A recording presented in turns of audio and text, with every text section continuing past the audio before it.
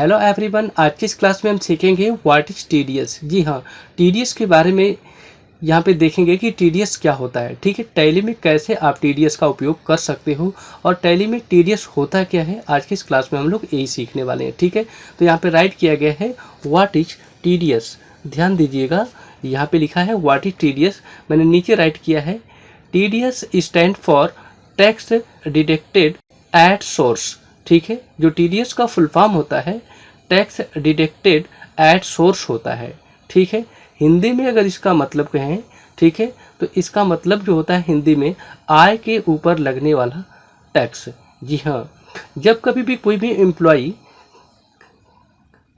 कहीं से भी सैलरी को प्राप्त करता है, यानी कि आय को प्राप्त करता है, ठीक है, इनकम को प्राप्त करता है, तो उसके ऊपर जो भी टैक्स लगता है उसे क्या बोला जाता है, टीडीएस कहा जाता है। ठीक है, जब कोई व्यक्ति कहीं से भी सैलरी को प्राप्त करता है और उस पर जो टैक्स कटता है उसे क्या बोलते हैं, टीडीएस कहा जाता है। तो मेरे कहने का मतलब बस ये नहीं है कि आप सैलरी प्राप्त करोगे तभी टीडीएस आपका लगता है। ठीक है, टीडीएस अलग अलग जगह पे अलग अलग तरीके से यूज होता है, बस फ़र्क ये है कि आपको अर्निंग किस मेथड से हो रहा है। तो अगर आपको किसी जगह पे वर्किंग करके आप अगर पैसे प्राप्त कर रहे हो, यानी कि आप अपनी सैलरी प्राप्त कर रहे हो और उस सैलरी से आपको क्या हो रहा है, टीडीएस कट रहा है, ठीक है, तो उसे आप कह सकते हो, ठीक है, कि हमें सैलरी से हमारा टीडीएस कटा है। ठीक है, तो टीडीएस कटने का बहुत सारा तरीका हो सकता है। तो टीडीएस क्या होता है, TDS stand for tax deducted at source. इसका हिंदी में मतलब होता है आय के ऊपर लगने वाला टैक्स या कर। ठीक है, आइए देखते हैं आगे।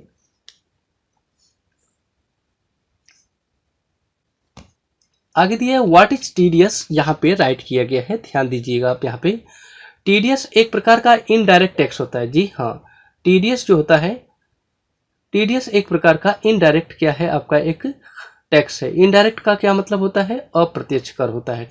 ठीक है, यह एक प्रकार का अप्रत्यक्ष कर है जो किसी भी आय के ऊपर लगने वाला टैक्स होता है। जी हाँ, जब कभी व्यक्ति कोई अर्निंग करता है तो उसके ऊपर क्या होता है, यह टैक्स क्या होता है, आपका लगता है। जब कोई कर्मचारी किसी कंपनी से जो आय प्राप्त करता है, जब कोई भी कर्मचारी या एम्प्लॉय किसी कंपनी या संस्था से जो भी आय प्राप्त करता है, यानी कि धन प्राप्त करता है वर्क करके, तो उस धन पर जो टैक्स लगता है, ठीक है, जब कभी व्यक्ति किसी कंपनी में काम करता है और उससे जो सैलरी प्राप्त होती है, ठीक है, आय प्राप्त होती है, तो उस धन पर जो टैक्स लगता है, ठीक है, उस धन पे जो टैक्स लगता है उसे क्या बोलेंगे हम, उसे हम लोग टीडीएस कहते हैं। क्या बोलते हैं, उसे टीडीएस कहते हैं। ठीक है, तो उसी को हम लोग टीडीएस यहाँ पे कह सकते हैं।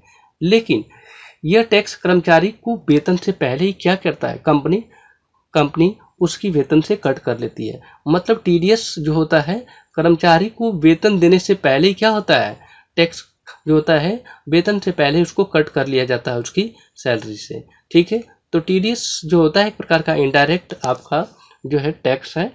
जब कभी भी कोई व्यक्ति आय प्राप्त करता है तो उस आय के ऊपर ही क्या होता है, आपका यहाँ पे टैक्स लग जाता है। ठीक है, तो आय प्राप्त करने का कोई भी स्रोत हो सकता है। ठीक है, ओके। आगे दे रखा है कि टीडीएस लगता कहाँ पे। देखिए यहाँ पे आय की स्रोत की बात करें यहाँ पे, तो टीडीएस कई सारे स्थानों पे आपका क्या होता है, लगता है। तो सैलरी क्या होता है, वेतन। जब कहीं पे आप किसी संस्था या कंपनी पे काम करते हो तो वहाँ से आपको सैलरी प्राप्त होती है। ठीक है, तो उसके ऊपर भी टीडीएस लगता है। इंटरेस्ट, बैंक बैलेंस अपना बना रखें और बैंक से भी आपको इंटरेस्ट आते हैं और बहुत ज़्यादा आते हैं, तो उस समय भी आपका यहाँ पे टीडीएस कट सकता है। रेंट, ठीक है, आप किसी चीज़ को रेंट पे देते हैं और उससे बहुत सारी अर्निंग हो रही है आपकी, तो उस रेंट के ऊपर भी आपका टीडीएस कट सकता है। ठीक है, ऑनलाइन अर्निंग हो रही है तो ऑनलाइन अर्निंग के ऊपर भी क्या होता है, टीडीएस कटता है। यदि आपने कोई एफडी तैयार कर रखा है, यानी कि फिक्स डिपॉजिट बना रखा है और उससे भी आपको काफ़ी अर्निंग होती है, तो वहाँ पे भी टीडीएस आपका कटेगा। और कोई आरडी होगा, यानी कि रिकरिंग डिपॉजिट होगा, तो उसके ऊपर भी आपका इंटरेस्ट मिल रहा होगा, तो उसके ऊपर भी आपको टीडीएस कट सकता है। ठीक है, तो इतने सारे फील्ड से आप क्या कर सकते हो, टीडीएस यहाँ पे आपके कट सकते हैं। यानी जहाँ से अर्निंग आपको ज़्यादा होगी वहाँ से टीडीएस क्या होगा, आपका कट सकता है। ठीक है, ओके, आइए देखते हैं आगे। आगे यहाँ पे दिया है कि टीडीएस कैसे करता है। जी हाँ, थोड़ा ध्यान दीजिए आप यहाँ पे, टीडीएस कैसे करता है। तो इसने बताया कि मान लीजिए कि किसी भी कर्मचारी का वेतन 50,000 रुपये है। मान लीजिए कोई कर्मचारी एम्प्लॉय है, उसका 50,000 वेतन है, ठीक है, महीने का, और उस पर 10% का टीडीएस कटता है। मान लीजिए कि वो 10% का टीडीएस भरता है, तो टीडीएस काट कर उसको वेतन कितना दिया जाएगा? 45,000। बिल्कुल सही है, ठीक है, क्योंकि 50,000 रुपये का आप 10% निकालोगे, ठीक है, तो उसमें आपका जो होगा 5,000 रुपये जो होगा आपका टीडीएस कट जाएगा। और सैलरी अब आपको कितना मिलेगा? इसमें से 45,000 रुपये ही आपको कंपनी क्या करेगी? देगी, ठीक है। और यह टीडीएस आपके सैलरी से पहले ही आपको सैलरी देने से पहले ही कट जाएगा, ठीक है। और आपको 45,000 रुपये आपको क्या होंगे? मिलेंगे, क्योंकि टीडीएस कुछ प्रतिशत में ही करते हैं, ठीक है। टीडीएस जो होता है प्रतिशत के अंतर्गत करते हैं, तो 10% अगर टीडीएस इस पर कटा होगा, ठीक है, तो आपको यहाँ पे 45,000 रुपये आपको क्या होगा? इसमें प्राप्त होगा, ठीक है। यह टीडीएस उस कर्मचारी के नाम से गवर्नमेंट को जमा हो जाता है, और जो टीडीएस कटता है वो टीडीएस यानी कि जो टैक्स होता है वो उसी कर्मचारी के नाम से गवर्नमेंट को क्या होता है? जमा होता है, जिस व्यक्ति का टीडीएस वहाँ पे क्या होता है? करता है, ठीक है। ओके, आइए आगे देखते हैं। आगे बता रखा है कि टीडीएस कैसे करता है। तो टीडीएस कैसे करता है, क्या मतलब है यहाँ पे? टीडीएस कहाँ कहाँ करता है? तो टीडीएस करता है सैलरी के ऊपर, इंटरेस्ट के ऊपर, ठीक है, रेंट के ऊपर कट सकता है, ऑनलाइन अर्निंग के ऊपर कट सकता है, इंटरेस्ट ऑन एफडी यानी कि फिक्स्ड डिपॉजिट के ऊपर, और आरडी यानी कि रिकरिंग डिपॉजिट के अंतर्गत भी क्या हो सकता है? आपका टीडीएस कट सकता है। सभी प्रकार, यहाँ पे आगे लिखा है कि सभी के लिए अलग अलग, लेकिन क्या होंगे? परसेंटेज क्या होते हैं? निर्धारित होते हैं, ठीक है। जैसे कि 1% में 2%, 5% और 10%, ठीक है। 1%, 2%, 5% और 10% में अलग अलग परसेंटेज क्या होते हैं? यहाँ पे निर्धारित होते हैं टीडीएस को काटने के लिए।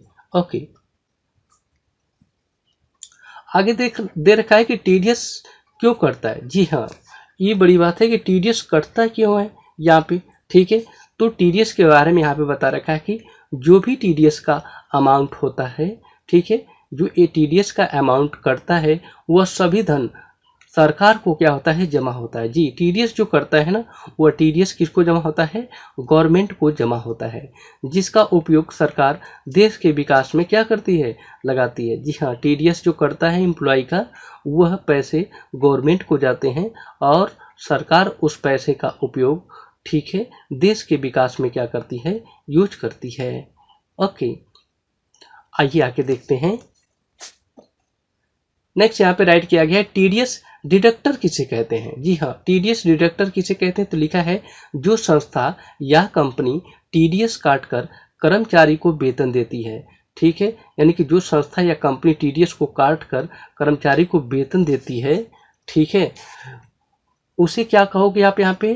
टीडीएस डिडक्टर कहा जाता है। यानी कि टीडीएस डिडक्टर उसे कहते हैं जो संस्था या कंपनी, ठीक है, उनकी सैलरी से टीडीएस को काट लेते हैं, ठीक है, और उनको सैलरी को देते हैं। उन्हीं को हम लोग टीडीएस डिडक्टर के नाम से क्या करते हैं? कॉल्ड करते हैं, ठीक है। नेक्स्ट यहाँ पे है, आगे इसने बता रखा है कि टीडीएस डिडक्टी किसे कहते हैं।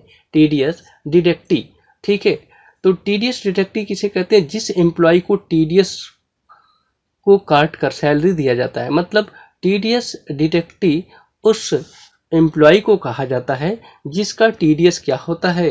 कटता है, ठीक है। जिस एम्प्लॉय का टीडीएस कटता है, ठीक है, यस, जिस एम्प्लॉय के सैलरी से टीडीएस करता है, उस एम्प्लॉय को टीडीएस डिडक्टी कहा जाता है, ठीक है। सो आई होप आप लोगों को यह वीडियो समझ में आई होगी, ठीक है।